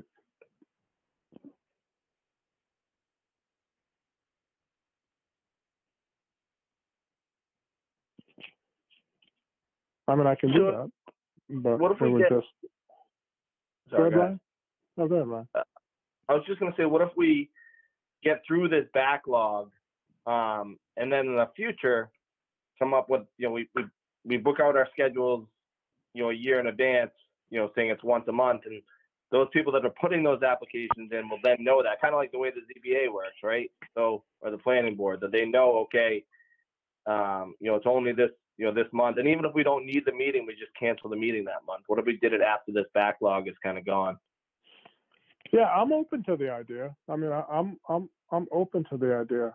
I the catch-22 for me though is what happens, sort of behind the curtains a little bit, if you will, Ryan. It's because our bylaws are still attached to old processes, i.e., how we have to put in advance 14 days a legal notice, which has to be paid by the applicant. It's a challenge. You don't really see that challenge because it's invisible to most of the commission people.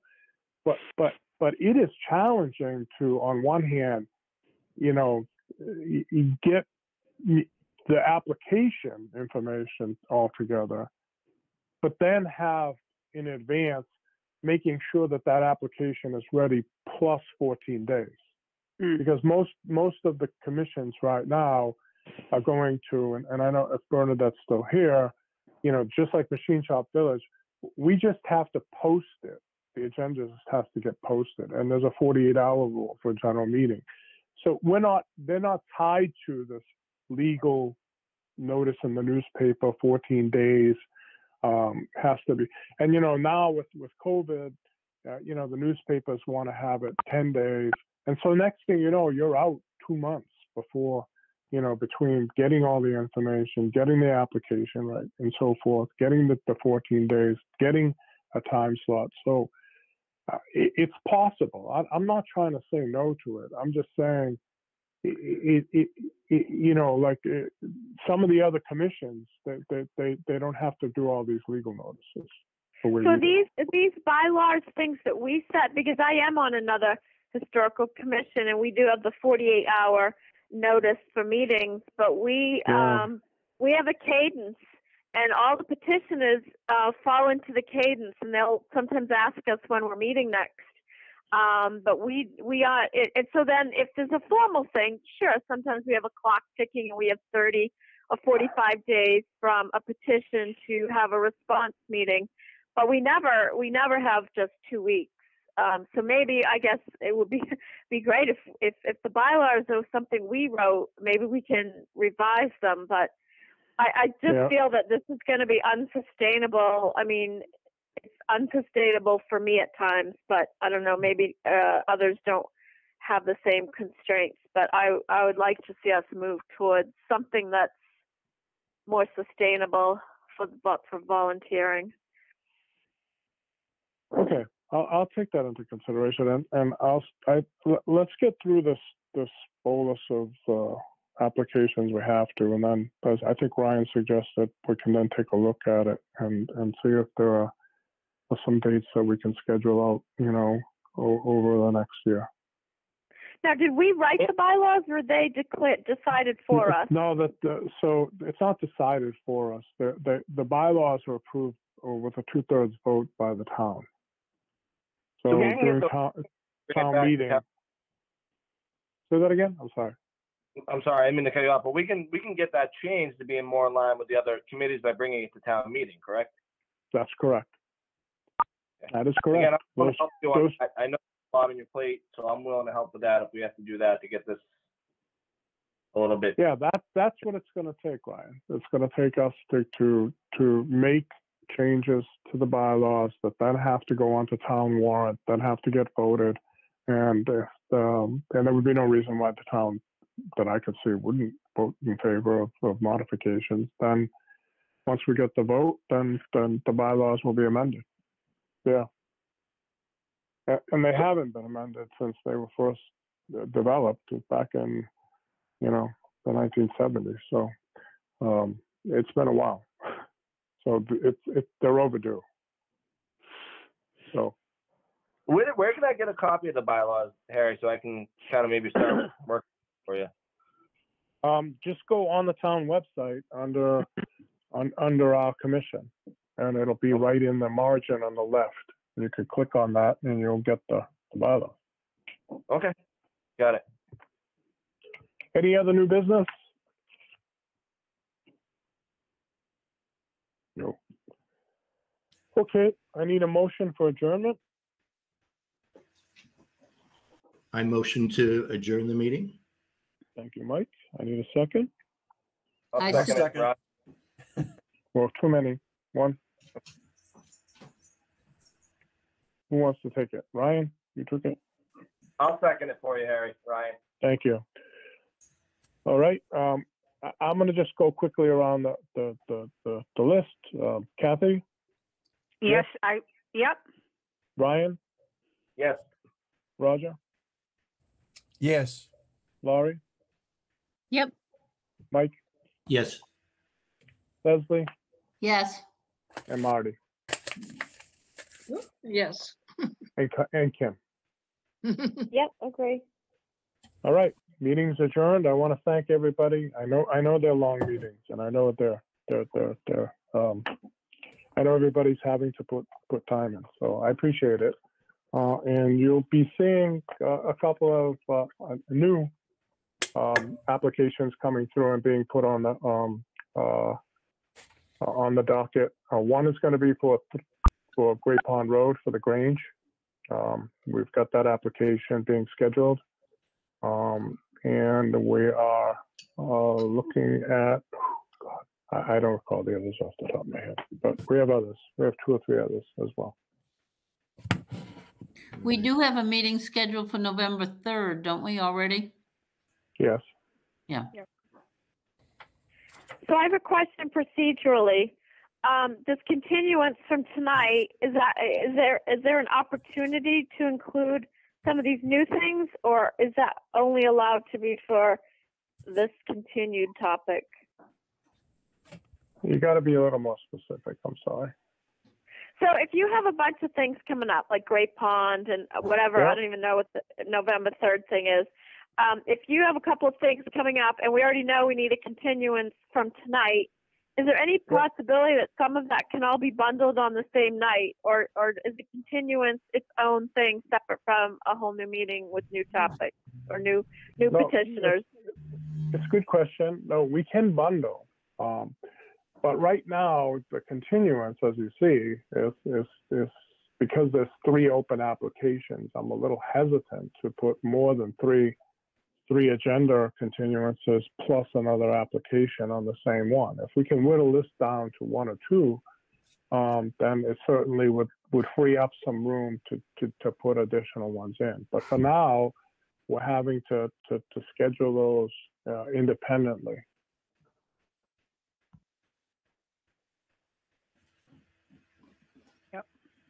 Okay, so we didn't actually get through. We didn't resolve any of the 3 that the Historical Society brought up. Then we have all 3 still open, and that's okay. So that's like 2 continuances from them, right? Do we have another one already from the 6th? We don't have. 27th? We don't have. We had one on the 26th, and we had one prior to that. Yes. Okay. But they had originally had 5 applications, so we've already approved 2. That's right. 2 Seems already. like a lot. Okay. Seems like a lot. So okay. we've already given approved certificate of appropriateness for several of their applications already. So we're just working through them. And they still have an additional one too for the Parsons Bonnet House, which is a separate one. But because it's a separate application for a separate address, they could not add that to the legal notice for 800 Mass Ave. That's a so separate. what's the one for November 3rd? What is that one? Good question. November. Let me look. That agenda item is not up. Off the top of my head, I got to be honest with you. I don't know off the top of my head. I believe that's at 3 Great Pond Road, Harry. Which one? I think it's 3 Great Pond Road. I think so too. I think you're right. So, and what is that? The old hay scales building? No, that's the Grange building. Okay. All right. So that was one that you just mentioned. And so then there's going to be a continuance for the Historical Society. So we won't get to any, so we're not going to be doing any of our new business, at least till those are done. Is that fair to say? Well, no, actually, to be honest with you, I had been talking with Bernadette about scheduling a separate meeting, okay, that would be, it would, because there would not be any formal application for certificate appropriateness, we as a commission can have a meeting. We can post a general meeting. So, when I open up the meeting, right? Then secondarily, we open up the hearing. The hearing is for the certificate of appropriateness of the applications. So we can have a meeting as a commission and talk about signage. We can talk about compliance. We can talk about any of these other new items. There's no issuance of a certificate of appropriateness and there's no hearing. So if we have a November 3rd and then for the Old Grange, and then we have this continuance for the Historical Society, you're saying you would have a separate meeting that would be for our topics of interest. Is that what you're saying? We could, yes. And so okay, and so you see that as a November meeting as well? I'm just trying to get the lay of the land because I need to be able to plan. Currently, that's what we're attempting to do. Yeah. Okay. Well, I would like to see, to be honest, because I've got another volunteer group that. So I mean, I would just like to see us plan out topics, like a couple at a time, so we can see what's coming. That would be helpful.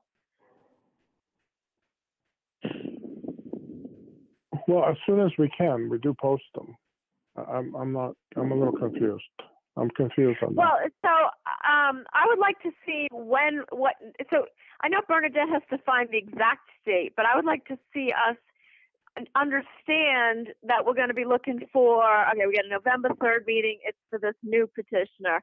Then you're going to be trying to get a continuance when? Approximately mid-November. Then you're going to try and put out a new, just for our topics, when? Approximately late November. Like, I would like to see, like, that type of planning, even though Bernadette maybe has to nail down each exact date. Otherwise, for me, it's just hard to plan. That's all I'm saying. Maybe nobody else cares, but I need to see holistically what's coming up. That's why I'm looking for a cadence, and if we can't get to a cadence yet, I would like to see us target what we're projecting, what we're going to be. Well, let me hoping. Let me ask the question differently. I mean, we've been trying to right now. We've been trying to put 30 days in advance. Right now, that's our windshield can only see out 30 days. And Bernadette has been feverishly trying to find time slots for us 30 days out. Do you want it longer than that? Is that what you're asking? I mean, 30 days. I would like to know from the plans, like what we know now, what's coming up. I'm not talking about legal notices. I'm talking about the cadence. I'm looking for cadence. I'd like to know, like, we have to have a continuance and it's got to be within this many weeks. And we are going to take on a new petitioner, the Grange, and it's got to be around this time. And would like to have a meeting and it's going to be around this time. Like, I'd like to be able to have us come up with an outline of what we're targeting. And then Bernadette can go actually pick an actual date. But right now, it's hard for me to plan. I can't plan. It doesn't work that way. It doesn't. It's actually the inverse of that, Kim. It's the inverse of that. What we're doing and what we're trying to do is to schedule out, knowing we're going to have meetings, knowing the applications may be complete, the people may submit the data, and then put placeholders for those so that people can then, take their schedules and say, yes, there's going to be a meeting on, November 3rd. So there'll be stuff there. I mean, the question is, we're working the other way around. We're trying to set up meetings even though we're not ready to have those meetings. And there's a risk to doing that, because if the applicants don't fully give us everything we need, then we have to cancel that meeting and then wait for another one.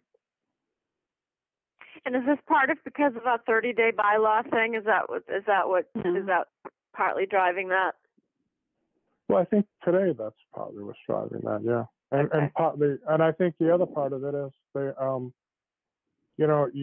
applicants struggle with what it is they need to put into the information and into the process and what they need to document for us. I mean, I try to, and Bernadette tries to do as much of the legwork to make the meetings go a little bit smoother. So we're not like today saying, well, we didn't have the materials, we didn't have the spec sheet, we didn't have this. So, we can't make the decision. That all goes into the prep work for the application.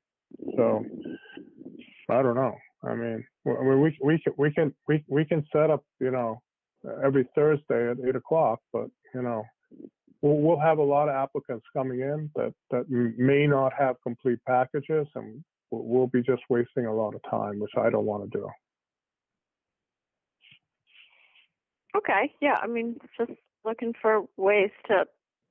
No, I appreciate that. Make it easier.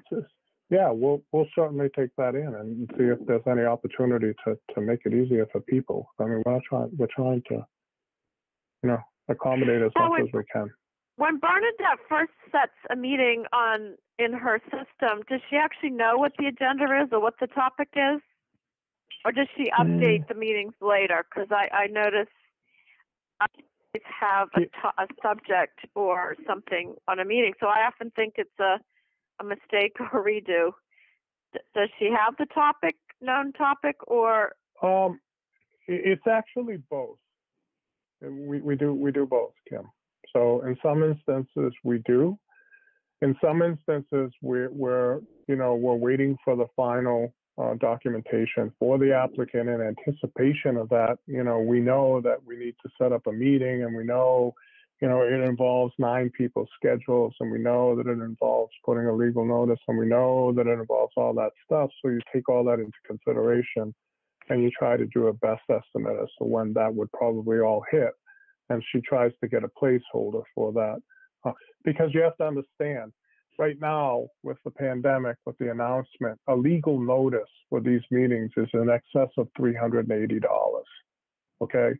So if I go ahead and put a legal notice in, and then all of a sudden we don't have a quorum because people's schedules can't work together, then guess what? That applicant is out of that money, because we have to then go reschedule. If we have to go reschedule, then we have to do another legal notice. And then that other legal notice, the cost will be borne by the applicant.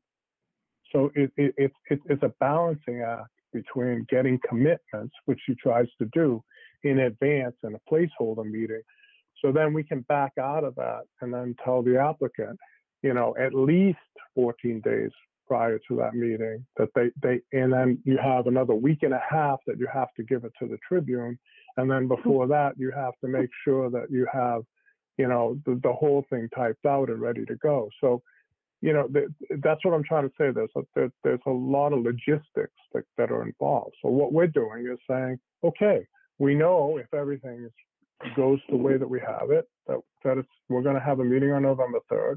And we know that, it'll entail this, and we get everybody's commitment. Once we get a quorum, the green flag goes up, we got a quorum, and then we can go ahead and then process a legal notice. So, and then the agenda comes out after that.